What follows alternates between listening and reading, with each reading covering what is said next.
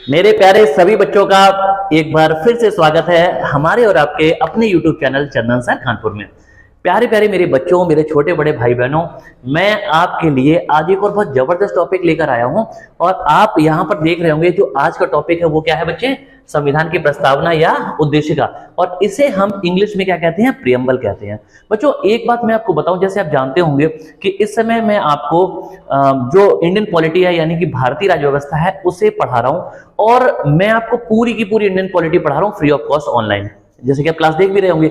अगर आपने इससे पहले की क्लासेस नहीं देखी हैं तो मैं आपसे कहना चाहूंगा कि मैंने इसकी प्लेलिस्ट बना दी है और आप प्लेलिस्ट के ऑप्शन में जाइएगा, वहां पे इंडियन पॉलिटी की प्लेलिस्ट है, वहां पर आपको सारे के सारे लेक्चर सीक्वेंस से मिल जाएंगे, बिल्कुल क्रम से। ठीक है बच्चे? और मुझे पूरी उम्मीद है कि मैं जो क्लासेस अभी रिकॉर्ड कर रहा हूं ना, ये आप चाहे वनडे का एग्जाम दें, चाहे आप सिविल सर्विसेज का एग्जाम दें, आपके सारे के सारे एग्जाम में आपके लिए हेल्पफुल होंगी। मैं बहुत मेहनत से, बहुत डिटेल से, डीप में क्लासेस आपको दे रहा हूं। ठीक है बच्चे? तो पूरी कोशिश है कि कोई भी क्वेश्चन, कोई भी फैक्ट छूटे नहीं, और जितने क्वेश्चन भी किसी भी पेपर में पूछे जा सकते हैं उन सभी को मैं इसमें शामिल करने की पूरी कोशिश कर रहा हूं। ठीक है बच्चे?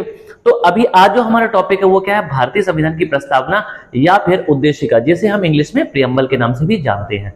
अभी कुछ ऐसे बच्चे हैं जो इंग्लिश मीडियम के होंगे, कुछ हिंदी मीडियम के होंगे, तो मैं दोनों ही बाइलिंगुअल लैंग्वेज में आपको पढ़ाता हूं, तो किसी बच्चे को कोई दिक्कत नहीं आएगी। ठीक है बच्चे? अच्छा चलो सबसे पहले शुरू करते हैं। देखिए ये टॉपिक जो है बड़ा चैलेंजिंग टॉपिक है। चैलेंजिंग क्यों है? क्योंकि इसमें कुछ ऐसे पॉइंट हैं जो बड़ा कंफ्यूज करते हैं, और मुझे उम्मीद है कि बहुत सारे ऐसे बच्चे हैं जिनको एग्जैक्टली क्लियर नहीं है कि जो प्रस्तावना है आखिर वो है क्या। तो आज मैं आपको बिल्कुल डिटेल से एक एक पॉइंट को आपको क्लियर करूंगा, पॉइंट बाय पॉइंट आगे बढ़ेंगे, और पूरी क्लास में जब आप ढंग से अच्छे से पढ़ेंगे तो आपको मजा आ जाएगा। ठीक है? तो चलो शुरू करते हैं। सबसे पहले देखो है क्या प्रस्तावना का बच्चे, मतलब क्या है कि आपको पता होगा जब पिछली जो क्लासेस हुई हैं तो मैंने आपको पढ़ाया था कि जब भारतीय संविधान सभा का गठन कर लिया गया था और इसके बाद भारतीय संविधान सभा की कुछ मीटिंग हुई थी, शुरुआती जो मीटिंग हुई थी, तो पहली मीटिंग जो हुई थी वो 9 दिसंबर को हुई थी, उसके बाद फिर 11 दिसंबर 1946 को हुई थी, और उसके फिर 2 दिन के बाद 13 दिसंबर 1946 को एक मीटिंग हुई थी। ठीक है?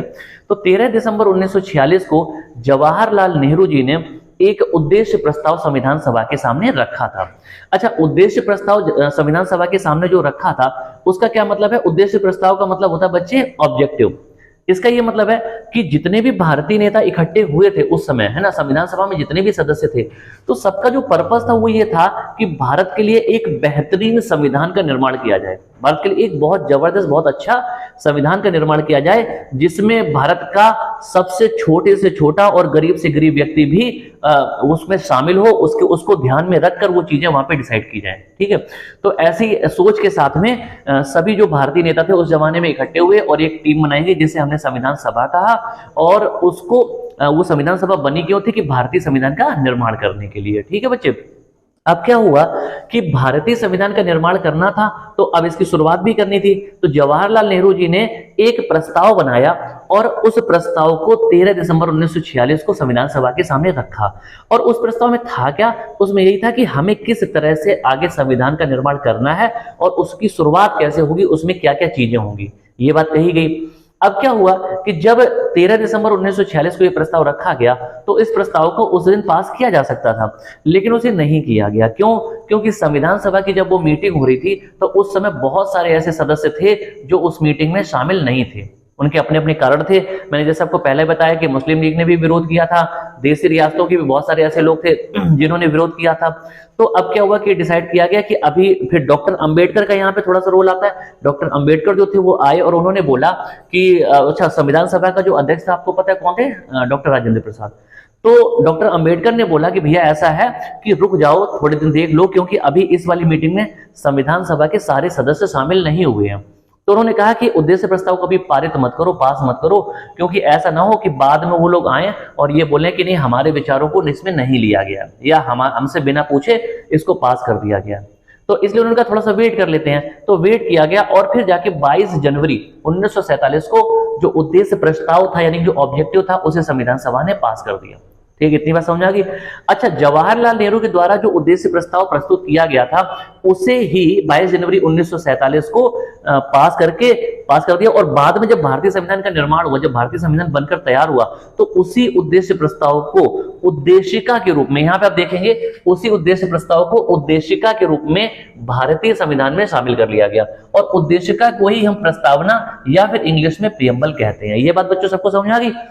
अच्छा, एक चीज तुम्हें और बता दूं कि जितनी भी क्लासेस मैं अभी आपको पढ़ा रहा हूं, है ना, ये बड़ी ही मेहनत से पढ़िए। ठीक है, जितनी भी क्लासेस आपको मैं पढ़ा रहा हूं बड़ी ही मेहनत से पढ़िए, है ना, क्योंकि देखो मेहनत अगर आप करते हो ना तो आप समझ लो इसका कोई विकल्प नहीं है। ठीक है, मेहनत अगर आप करते हो तो इसका कोई विकल्प नहीं है। और मुझे पूरा भरोसा है, ठीक है, कि अगर आप जबरदस्त तरीके से मेहनत करते हो तो लाइफ में आप सफल होंगे। देखो, नौकरी तो सिर्फ एक पार्ट है, मेरी बात समझना, नौकरी की अगर हम बात करेंगे तो ये सिर्फ एक पार्ट, अगर आप अच्छा पढ़ेंगे, है ना, तो क्या है कि नौकरी तो आपको मिलेगी। अगर आप अच्छा पढ़ेंगे तो नौकरी तो आपको मिल ही जाएगी। लेकिन बच्चे बात क्या है ना कि अगर आपने बहुत मेहनत से पढ़ ली, नॉलेज लेवल अगर आपका बढ़ गया, तो उसका फायदा आपको जीवन में हमेशा मिलेगा। आप सरकारी नौकरी कर रहे हैं तो भी, नहीं कर रहे हैं तो भी, लेकिन अगर पढ़ाई आपने अच्छे से की तो वो कभी बर्बाद नहीं जा सकती है। ठीक है, क्योंकि देखो हमेशा ध्यान रखना कि अगर आपने मेहनत की है तो आपको कोई डिगा नहीं सकता। अगर आपने मेहनत की है तो आपको कोई डिगा नहीं सकता है ना, और आप सफलता निश्चित रूप में अर्जित करेंगे।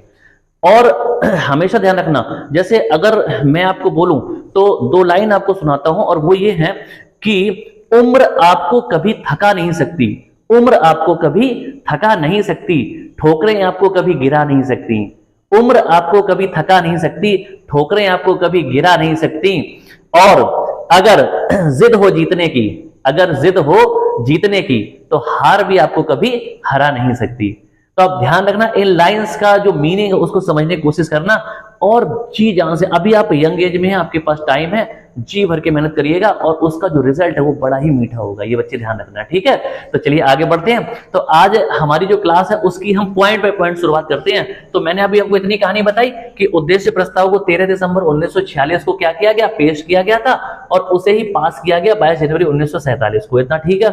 अच्छा, अब क्या होता है कि भारतीय संविधान की जो प्रस्तावना यानी कि उद्देशिका है, ठीक है, इसकी जो शुरुआत होती है पेपर में, जितने भी पेपर में क्वेश्चन बनते हैं इस टॉपिक से, उन सभी क्वेश्चंस को मैं आपको डिस्कस करूंगा, बताऊंगा, एक एक पॉइंट बताऊंगा, ठीक है।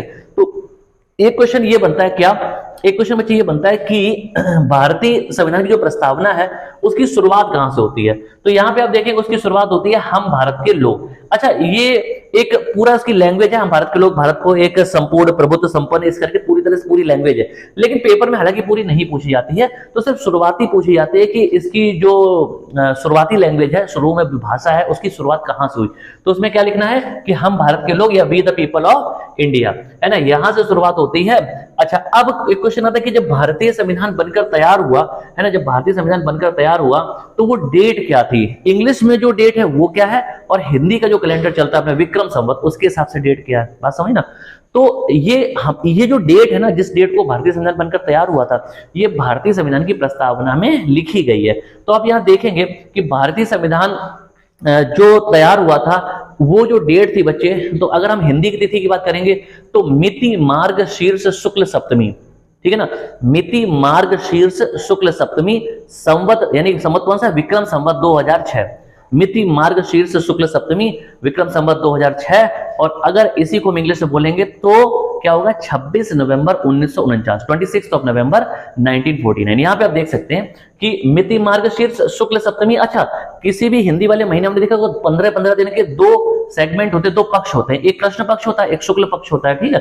तो यहां वही लिखा है शुक्ल सप्तमी, शुक्ल पक्ष की जो सप्तमी होती है, तो मिति मार्गशीर्ष शुक्ल सप्तमी, संवत कौन सा, विक्रम संवत 2006 उस समय चल रहा था, है ना। और अगर यहां पे बात करेंगे तो जो डेट थी उस जमाने में वो क्या थी, 26 नवंबर 1949। इस डेट को भारतीय संविधान सभा के द्वारा अंगीकृत कर लिया गया था। यहां पे लिखा है अंगीकृत कर लिया गया था। अच्छा, अंगीकृत का मतलब होता है कि उसे अपना लिया गया था, भारतीय संविधान सभा ने इसे पास कर दिया था, या किसी भी तरह की लैंग्वेज इसमें हो सकती है, ठीक है। अब बात समझ आ गई। तो संविधान बनकर कब तैयार हुआ? तो 26 नवंबर 1949 को। ये क्लियर है, ध्यान रखना। 26 जनवरी को नहीं था, 26 नवंबर 1949 को भारतीय संविधान बनकर तैयार हुआ था और 2 महीने के इंतजार के बाद वेट किया गया और 26 जनवरी 1950 को भारतीय संविधान को लागू कर दिया गया था। पेपर में जब यहाँ पे क्वेश्चन आए, कभी भी ध्यान रखना, सिर्फ एक क्वेश्चन बनता है कहां के लिए? 26 जनवरी के लिए। पेपर में क्वेश्चन आएगा कि जो भारतीय संविधान है वो लागू कब किया गया, इंप्लीमेंट कब किया गया, अप्लाई कब किया गया। अगर ये लैंग्वेज है तो आपका आंसर क्या होगा? 26 जनवरी 1950। लेकिन अगर इसके अलावा कुछ भी आ जाए कि भारतीय संविधान बनकर कब तैयार हुआ, संविधान के सभा के द्वारा पारित या पास कब किया गया, अंगीकृत कब किया गया, अपनाया कब गया, तो सबका आंसर क्या होगा? 26 नवंबर 1949 होगा। ये बात बच्चों समझ में आ गई। आगे बढ़ते हैं। इसके बाद क्या है कि भारतीय संविधान की जो प्रस्तावना है उसे क्या कहा जाता है? संविधान की कुंजी कहा जाता है। पेपर में सिर्फ कुछ क्वेश्चन पूछे जाते हैं कि संविधान की जो कुंजी है वो किसे कहते हैं, तो भारतीय संविधान की जो प्रस्तावना है उसे कहते हैं। और कुंजी का इंग्लिश में मतलब होता है की। तो की of the Indian constitution is called preamble. Preamble यानी कि प्रस्तावना, ठीक है। तो संविधान की कुंजी कहा जाता है। अब बच्चों क्या है कि एक क्वेश्चन आता है कि भारतीय संविधान की जो प्रस्तावना उसमें लिखा है कि भारत की समस्त शक्तियों का केंद्र कौन है। भारत में जितना भी पावर है, सोर्स ऑफ पावर है ना, तो वो कौन है? तो उसका आंसर होता है भारत की जनता। अच्छा, ऐसा क्यों होता है मैं आपको बता दूं कि भारत में लोकतंत्र है। आप जानते हैं कि भारत में देखो जो नेता होते हैं ना, नेता जो देश को चलाते हैं, वो नेता एग्जैक्टली उनको नेता बनाने का या सरकार में लाने का जो पावर है वो जनता के पास होता है। क्यों? क्योंकि हम ही लोग तो उनको चुनते हैं भाई। नेता क्या, जैसे आपने देखा होगा कई बार जो नेता होते हैं वोट मांगने आते हैं तो क्या कहते हैं कि हम आपके सेवक हैं, जनता के सेवक हैं। तो वास्तव में संविधान के हिसाब से उन्हें सेवक का दर्जा ही दिया गया है, लेकिन नेता हमारे जो है वो सेवक की जगह मालिक बन के बैठ गए हैं, उल्टा हो गया है, वो नाजायज फायदा उठा रहे हैं। तो एग्जैक्टली कंडीशंस क्या है कि देश में जो मालिक है वो कौन है? देश की आम जनता है। हम लोग क्या करते हैं, जैसे किसी व्यक्ति को नौकरी पे रखा जाता है, इसी तरह से हम नेताओं को 5-5 साल के लिए नौकरी पे रखते हैं। हमने नौकरी पे प्रधानमंत्री को रखा हुआ है, हमने नौकरी पे मुख्यमंत्री को रखा हुआ है। एग्जैक्टली संविधान का जो कंसेप्ट है वो यही है ना। तो हम क्या करते हैं कि अगर हमें कोई व्यक्ति पसंद है तो हम क्या करेंगे, उसको मुख्यमंत्री या प्रधानमंत्री बना देंगे, है ना। और उसके बाद क्या करें, अगर हमें वो पसंद नहीं आ रहा तो अगले 5 साल के बाद हमारे पास मौका होता है तो हम बदल सकते हैं। हमें दूसरा जो अच्छा लग रहा है हम उसको नौकरी पर रख लेंगे, है ना। भाई सीधी बात है, नौकरी पर जब रखते तो ये तो कंसेप्ट होता है कि अगर हमें व्यक्ति पसंद है, उसने काम अच्छा किया तो हम उसको दोबारा आगे बढ़ाएंगे, नहीं पसंद है तो हम नहीं बढ़ाएंगे। बात सबको समझ आ गई। तो ये कंडीशन होती है। तो इसीलिए क्या है कि समस्त शक्तियों का जो केंद्र जनता को क्यों माना गया, क्योंकि हमारे पास वो पावर है कि हम जब चाहें तो हम जो ये नेता है इनको पद से हटा सकते हैं। हर 5 साल में हमें ये मौका मिलता है। सबको बात समझ आई। आगे बढ़ते हैं। अगले लिखा है कि 2 यहाँ पे बड़े इंपॉर्टेंट फैक्ट हैं। देखो क्या, कि भारतीय संविधान जो है ना, अच्छा यहाँ पे आपने बहुत बार पढ़ा होगा कि भारतीय संविधान की जो प्रस्तावना है उसका कंसेप्ट कहां से लिया गया, वो सिद्धांत कहां से लिया गया। तो कई बार बच्चे यहाँ गलती कर देते हैं, वो क्या कर देते हैं, ऑस्ट्रेलिया कर देते हैं। बात समझना, क्या कर देते हैं, ऑस्ट्रेलिया कर देते हैं। अब मेरी बात को ध्यान समझना, यहाँ पे 2 क्वेश्चन बनते हैं।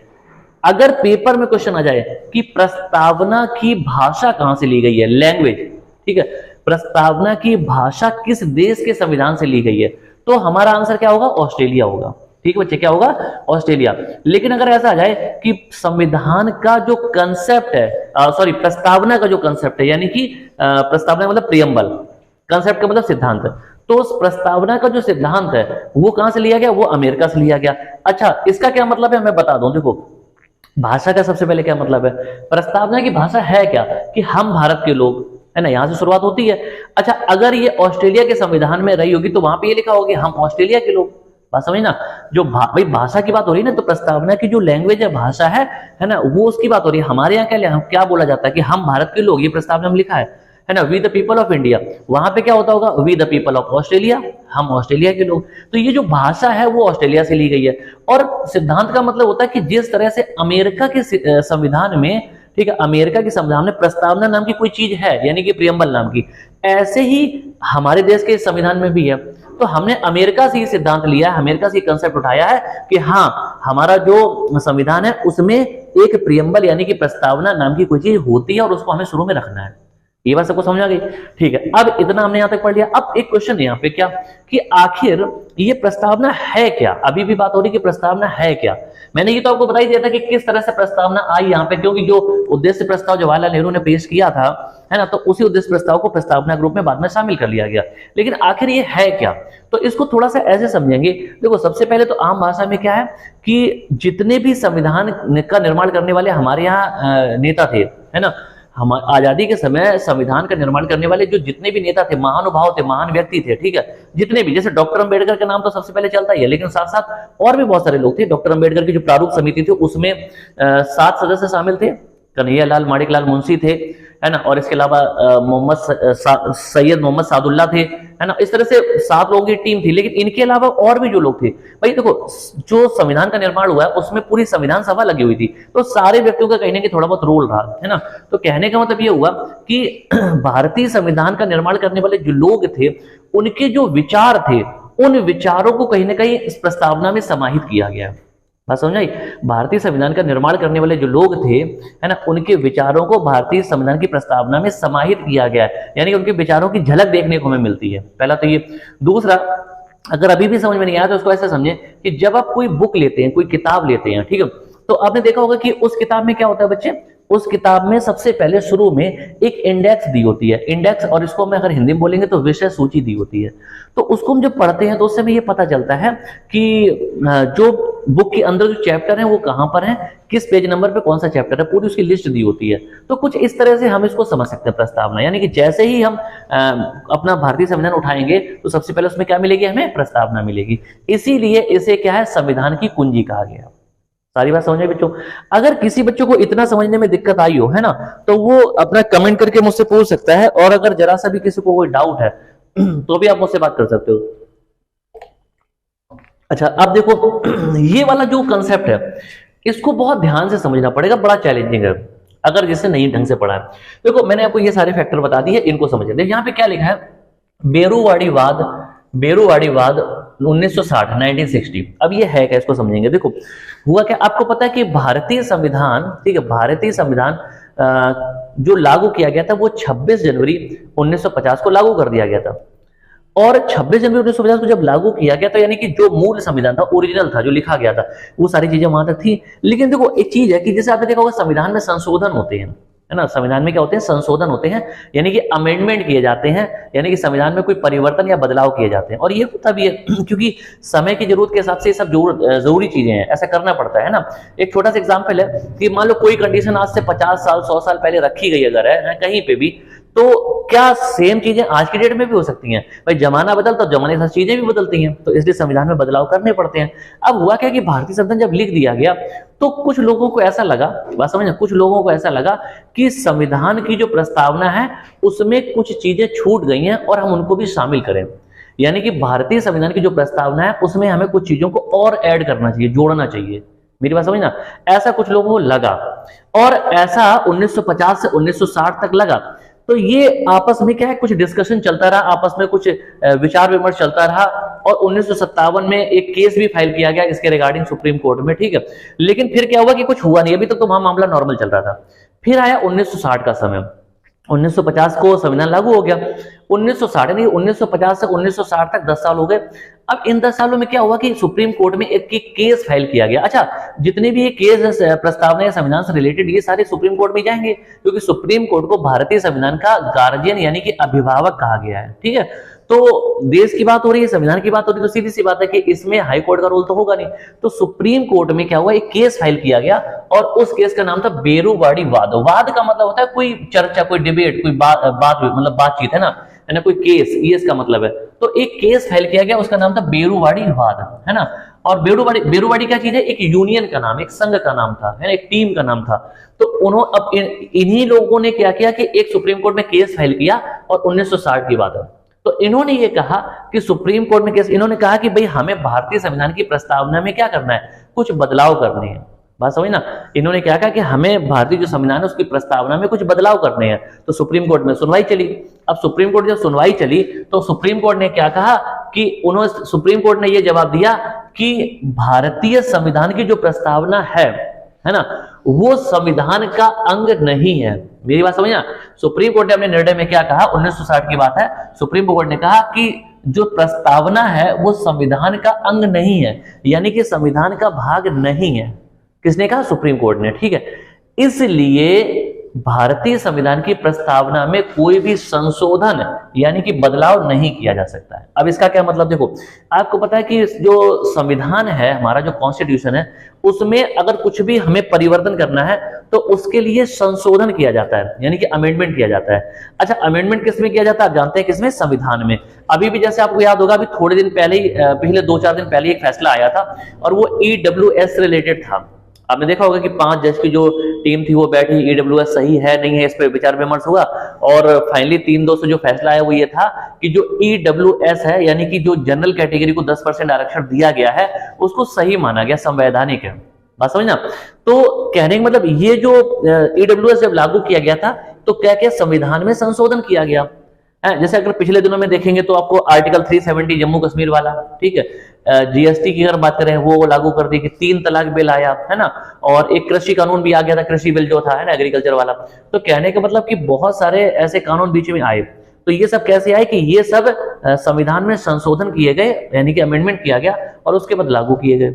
तो संशोधन किस चीज में होता है? संविधान में होता है। अब सुप्रीम कोर्ट ने कहा कि भैया जब ये संविधान का अंग है ही नहीं, ठीक है, सुप्रीम कोर्ट ने कहा कि संविधान का भाग है ही नहीं, तो जब नहीं है तो क्या हम अमेंडमेंट कर सकते हैं? भाई अमेंडमेंट या संशोधन किस में होता है? संविधान में। बात समझना। और जब सुप्रीम कोर्ट ने कह दिया कि ये संविधान का भाग ही नहीं है, कौन? प्रस्तावना को सुप्रीम कोर्ट ने कहा कि ये प्रस्तावना जो है ये संविधान का अंग है ही नहीं। जब नहीं है तो इसमें क्या कर सकते? संशोधन नहीं किया जा सकता, परिवर्तन नहीं किया जा सकता है। अच्छा, ये सुप्रीम कोर्ट ने फैसला दे दिया, मामला वहां पे दब गया। लेकिन कुछ दिनों के बाद फिर ये मामला उठा। अब हुआ क्या कि जब कुछ दिनों बाद मामला उठा तो फिर यही हुआ कि लोग जो उस जमाने में थे, जो एक्सपर्ट थे, वो ये चाहते थे कि हमारी जो प्रस्तावना है उसमें कुछ बदलाव किए जाए। तो एक केस फिर से फाइल कर दिया गया, एक केस फिर से फाइल किया गया और उस केस का नाम था केशवानंद भारती बनाम केरल राज्य। ठीक है, बनाम का मतलब क्या था? वर्सेस, उसके अगेंस्ट, केरल राज्य के अगेंस्ट इन्होंने किया होगा, है ना। और केशवानंद भारती नाम के एक व्यक्ति थे जिनकी अभी कुछ टाइम पहले डेथ हुई है, ठीक है। तो इन्होंने केस फिर से फाइल किया और सुप्रीम कोर्ट से बोला कि भैया आप रिव्यू करो। सुप्रीम कोर्ट का एक आर्टिकल है, सुप्रीम कोर्ट के हमारी जो भारतीय संविधान है, भारतीय संविधान का एक आर्टिकल है 137, है ना, 137। उसके तहत क्या होता है कि सुप्रीम कोर्ट में अगर आपने जैसे कोई केस फाइल किया है और सुप्रीम कोर्ट ने अगर एक बार फैसला दे दिया है तो सुप्रीम कोर्ट अपने दिए गए फैसले पर पुनर्विचार करता है दोबारा से। बात समझना। ऐसा नहीं होता कि सुप्रीम कोर्ट ने कोई फैसला दे दिया तो इसके बाद कुछ हो नहीं सकता। सुप्रीम कोर्ट में अगर एक बार फैसला दे दिया गया तो दोबारा से केस फाइल किया जा सकता है, जिसमें हम अपील करते हैं, पुनर्विचार याचिका। सुप्रीम कोर्ट दोबारा से अपने ही दिए गए फैसले पे विचार करता है। तो यही हुआ यहाँ पे कि दोबारा से केस फाइल हुआ। अब जब दोबारा से केस फाइल हुआ तो 1973 में सुप्रीम कोर्ट ने जब एनालिसिस पूरा कर लिया तो सुप्रीम कोर्ट ने क्या किया कि फिर से फैसला दिया। और इस फैसले में केशवानंद भारती बनाम केरल राज्य 1973, इस फैसले में सुप्रीम कोर्ट ने अब क्या किया कि प्रस्तावना को, ठीक है, प्रस्तावना को संविधान का अंग मान लिया। ठीक है, प्रस्तावना क्या किया? संविधान का अंग मान लिया। यानी सुप्रीम कोर्ट ने मान लिया कि जो प्रस्तावना है वो संविधान का क्या है? अंग है, भाग है। और जब संविधान का अंग मान ही लिया, संविधान का भाग मान ही लिया, बोल दिया संविधान का ही पार्ट है, तो फिर इसका मतलब उसमें संशोधन किया जा सकता है। तो सुप्रीम कोर्ट ने मतलब अब परमिशन दे दी कि हाँ आप प्रस्तावना में संशोधन कर सकते हैं। बात समझना। लेकिन एक बात क्लियर कहेगी कि संविधान की जो प्रस्तावना उसमें परिवर्तन तो कर लोगे, संशोधन तो कर लोगे, लेकिन उसका जो मूल ढांचा है, मूल ढांचा समझ गए, मतलब जो ओरिजिनल स्ट्रक्चर है ना, ओरिजिनल स्ट्रक्चर, उससे छेड़छाड़ नहीं करनी है। बात समझना। ओरिजिनल स्ट्रक्चर से ये मतलब है मूल ढांचे से कि जैसे मान लो कोई बिल्डिंग है, जैसे मान लो मैंने कोई बिल्डिंग बनाई, तो तुम क्या करो उसमें कुछ बदलाव करने, तो तुम क्या करो कि दीवारों पे कलर दूसरे रंग का कर दो, है ना, कुछ डेकोरेशन कर लो, कुछ बढ़िया लाइट्स लगा लो, तो ये तो क्या हो गया? संशोधन हो गया। लेकिन अगर तुम मेरी बिल्डिंग को तोड़वा कर दूसरी नई बिल्डिंग बना दो तो ये क्या होगा? मूल ढांचे में परिवर्तन हो गया। बात समझ। तो सुप्रीम कोर्ट ने कहा कि जो मूल ढांचा है उससे छेड़छाड़ नहीं करनी और बाकी आप संशोधन कर सकते हैं। ये बात सुप्रीम कोर्ट ने कह दी। अच्छा, जब 1973 में सुप्रीम कोर्ट ने ये बात कह दी, मेरी बात समझना, यहां देखो क्लियर लिखा है कि मूल ढांचे में नकारात्मक संशोधन नहीं किया जा सकता है। ठीक है, नकारात्मक का मतलब कोई ऐसा संशोधन मत कर देना जिससे कोई नकारात्मक प्रभाव पड़े, नेगेटिव इंपैक्ट पड़े। ठीक है, तो ये बात सुप्रीम कोर्ट ने कह दी।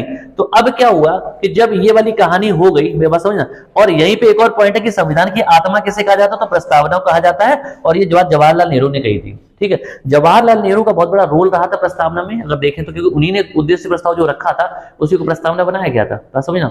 तो जवाहरलाल नेहरू ने क्या कहा था कि जो संविधान की आत्मा है वो कौन है? प्रस्तावना ही है। ये बात जवाहरलाल नेहरू ने कही थी। और यहाँ पे एक क्वेश्चन और बनता, बहुत ध्यान से समझना। देखो, संविधान की आत्मा, soul of the Indian constitution, ठीक है, संविधान की आत्मा जो किसे कहा जाता, तो इस पे दो तरह के क्वेश्चन है। एक तो संविधान की आत्मा प्रस्तावना को कहा जाता है, ये बात जवाहरलाल नेहरू ने कही थी, और एक संविधान की आत्मा आर्टिकल 32 को कहा जाता है, जिसे डॉक्टर अंबेडकर ने कहा था। है ना, संवैधानिक उपचारों का अधिकार, है ना, आर्टिकल 32। इसे संविधान की आत्मा किसने कहा था? डॉक्टर अंबेडकर, डॉक्टर भीमराव अंबेडकर जी ने कहा था, ठीक है। और जवाहरलाल नेहरू ने कैसे कहा था? प्रस्तावना कहा था। तो ये दो एक जैसे क्वेश्चन है, तो इसको ध्यान से सुनना, पेपर में गलत नहीं कर देना। अब बच्चे क्या हुआ, तो मैंने कहा सुप्रीम कोर्ट ने अब आदेश दे दिया। सुप्रीम कोर्ट ने क्या कहा कि भैया जाओ और संशोधन कर लो इस प्रस्तावना में, ठीक है।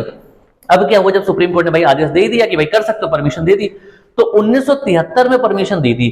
केशवानंद भारती बनाम केरल राज्य 1973 में ये परमिशन दी गई थी। और इसीलिए क्या हुआ, फिर 3 साल के बाद, 1973 में 3 साल के बाद अब आ गया 1976।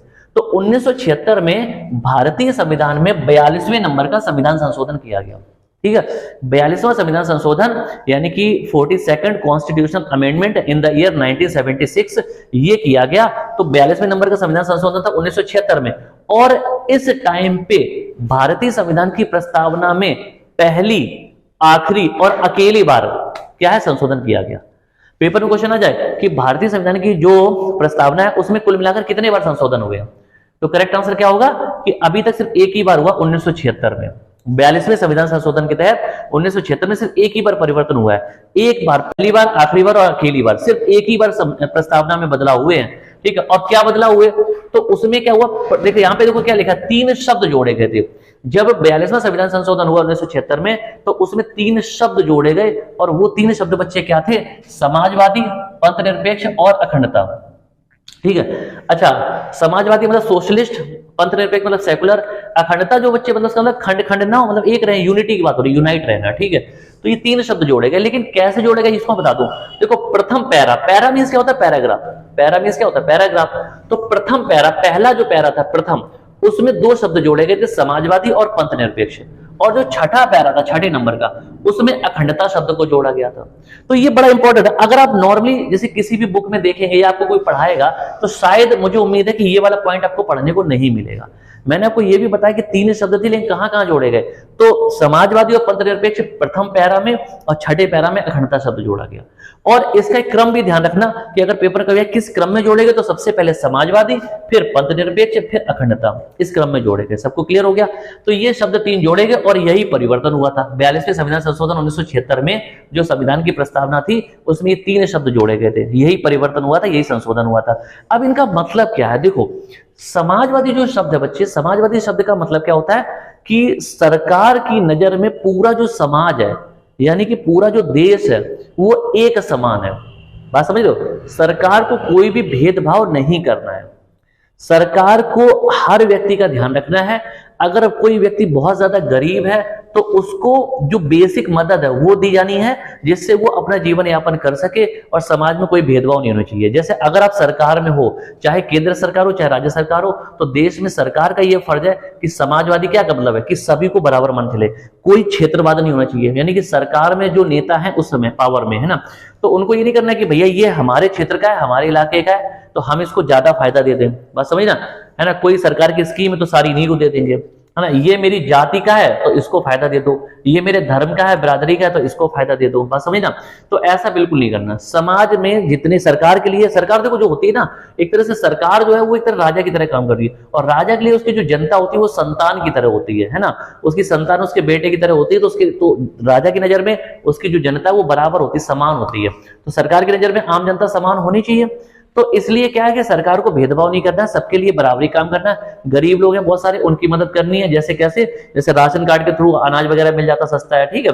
अच्छा, कभी कभी देखो और कुछ सरकार की योजनाएं होती है, कोविड वैक्सीन आया तो सरकार ने फ्री में सबको वैक्सीन दे दी है ना। तो बहुत सारी ऐसी योजनाएं सरकार की, गरीबों की मदद की जाती है, ठीक है। अच्छा, अब जैसे अगर आप बीमार पड़ गए, गरीब आदमी हो, किस पैसा नहीं है, तो आप इलाज करवाने कहां जाओगे, सरकारी अस्पताल में जाओगे, है ना। गवर्नमेंट हॉस्पिटल होते हैं, हर इलाके में लगभग होते हैं। हाँ, एक कड़वी सच्चाई है बहुत, जो कि मैंने प्रैक्टिकली भी आंखों से देखा है, और वो ये है कि आपने देखा होगा जैसे कोई गरीब आदमी है, जब सरकारी अस्पतालों में इलाज कराने जाता है, तो वहां पे उनका अच्छा इलाज नहीं किया जाता है। इसका एक कारण है कि 100% तो मैं नहीं कहूंगा, लेकिन 80 से 90% वहां के जो डॉक्टर हैं वो क्या करते हैं, वो कमाई करने में लगे होते हैं। वो जानबूझ के पेशेंट को बहुत सीरियस होकर बहुत अच्छे से नहीं देखते हैं। क्यों?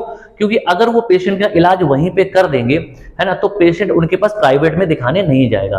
तो जो डॉक्टर हैं वो क्या करते हैं कि पेशेंट को बहुत अच्छे से नहीं देखते हैं और वो वहीं पे तुरंत अपना एड्रेस या फोन नंबर पेशेंट को दे देते हैं और कह देते हैं कि चलो ऐसा करो कि घर पे आ जाओ या मेरे क्लिनिक पे आ जाओ, प्राइवेट में दिखा लो। बात समझना, क्यों बुलाते हैं? क्योंकि देखो डॉक्टर सेम है, वो इलाज सरकारी अस्पताल में अच्छा कर सकता है, लेकिन वो जानबूझ के नहीं कर रहा। क्यों? क्योंकि उसको ये मतलब नहीं है कि अस्पताल में, ज्यादातर सरकारी अस्पताल में वही लोग पहुंचते हैं जो बहुत ज्यादा पैसे से गरीब होते, वीक होते हैं। अगर हालांकि सब तो नहीं, लेकिन मैक्सिमम ऐसी तादाद होती है, तो उनके पास पैसे नहीं, तभी तो वो वहां पे गए हैं। तो बच्चों, समाजवादी जो शब्द है वो मैंने आपको बता दिया कि इसका मीनिंग एग्जैक्टली है क्या, कि सरकार सभी लोगों के लिए अच्छे से काम करे। ठीक है, अब आगे बढ़ते हैं। अगला बच्चे वर्ड क्या है? पंथ निरपेक्ष, है ना। अच्छा, पंथ निरपेक्ष जो वर्ड है, इसमें कहीं कहीं पे धर्म निरपेक्ष भी लिखा होता है। तो बच्चे इसका क्या मतलब है कि इंग्लिश में बोलेंगे तो सेकुलर।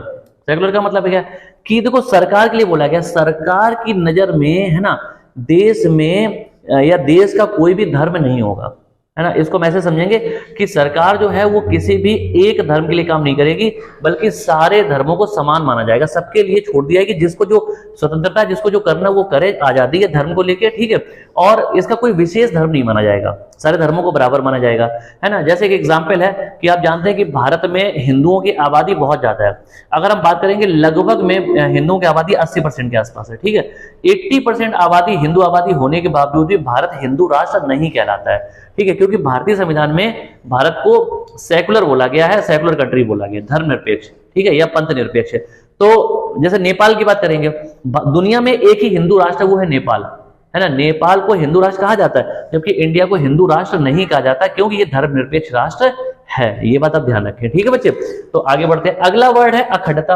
अखंडता का मतलब क्या है? जिसकी खंड खंड ना हो, यानी कि हमें और सरकार को ये प्रयास करने हैं कि जो देश हमारा वो बटे नहीं, है ना, अखंड रहे, एक साथ एकजुट रहे। जैसे पाकिस्तान का बंटवारा हो गया था, इस तरह की चीजें नहीं होनी चाहिए। ठीक है, तो ये हम सबका कर्तव्य है।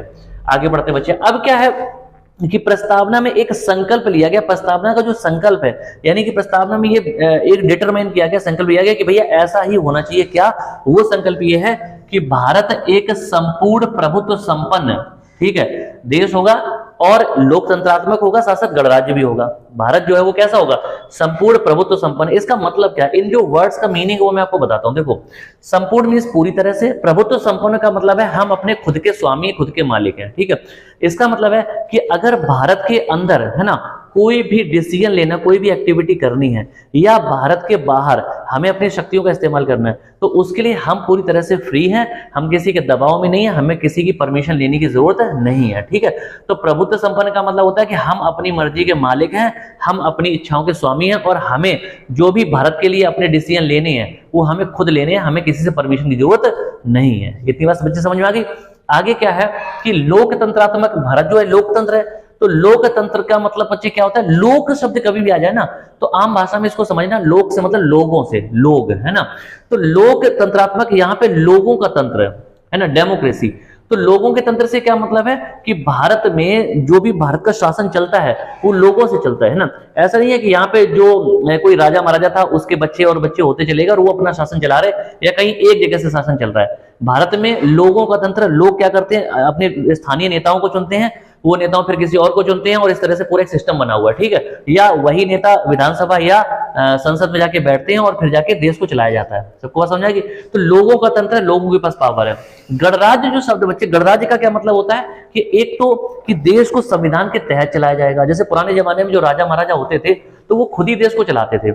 यहाँ पे क्या है कि राष्ट्रपति भी देश में संविधान के हिसाब से काम करेगा, है ना, और सुप्रीम कोर्ट भी उसके हिसाब से काम करेगा, प्रधानमंत्री भी करेगा, हर कोई करेगा। देश में कोई भी ऐसा नहीं है जो संविधान के हिसाब से ना चले। तो देश संविधान से चलाया जाएगा, पहला तो ये। दूसरा, गणराज्य का मतलब होता है कि जब देश में राजशाही ना हो, यानी कि राजा महाराजाओं का शासन ना हो, वंशानुगत शासन ना हो, पीढ़ी दर पीढ़ी शासन ना हो। राजा महाराजाओं के जमाने में होता था कि राजा शासन कर रहा है, फिर उसका बेटा हुआ वो शासन कर रहा है, फिर उसका बेटा होगा तो वही शासन करेगा और कोई नहीं कर सकता है। हमारे देश में ऐसी व्यवस्था नहीं है। हमारे देश में राजतंत्र नहीं है, हमारे देश में क्या है? गणराज्य है। यानी कि इसका मतलब होगा कि यहाँ पे जो देश का मुखिया होगा, है ना, जो राष्ट्राध्यक्ष होगा, है ना, वो क्या होगा? वो निर्वाचित होगा। जैसे यहाँ पे राष्ट्रपति और प्रधानमंत्री जैसे जो सबसे बड़े पद हैं जो देश को चलाते हैं, तो वो कैसे होते हैं? निर्वाचित होते हैं, जनता के द्वारा चुने जाते हैं। अब वो अलग बात है कि डायरेक्ट या इनडायरेक्ट वे में चुने जाते हैं, लेकिन कहीं ना कहीं देखा जाए तो चुनाव जनता के द्वारा ही होता है। ठीक है, तो यहाँ पे जो राष्ट्रपति और प्रधानमंत्री जैसे जो पद है यहाँ पर वो क्या होंगे, निर्वाचित होंगे, है ना, और वो पीढ़ी दर पीढ़ी नहीं बनाए जाएंगे, शासन वंशानुगत नहीं होगा। जबकि अगर अपने देश की बात करें तो सबसे ज्यादा जो कंसेप्ट लिए गए वो ब्रिटेन से लिए गए, और ब्रिटेन में राजतंत्र है, वहां पर गणतंत्र नहीं है। ठीक है, क्या है, राजतंत्र, क्योंकि ब्रिटेन में राष्ट्रपति का पद नहीं होता, वहां महारानी का और सम्राट का पद होता है। ये बात बच्चों समझ में आ गई? तो ये मैंने बताया। आगे बढ़ते हैं। अब लिखा है कि विश्व का पहला पंथ निरपेक्ष राष्ट्र यानी कि धर्मनिरपेक्ष राष्ट्र कौन सा था, तो उसका नाम है यूएसए यानी कि यूनाइटेड स्टेट्स ऑफ अमेरिका, जिसको हम अमेरिका कहते हैं। ठीक है, तो ये दुनिया का पहला धर्मनिरपेक्ष राष्ट्र है। संविधान में संशोधन हुआ, कितनी बार हुआ, तो ये मैं आपको पहले ही बता चुका था कि सिर्फ एक बार हुआ, 1976 में। ये बात आप ध्यान रखेंगे।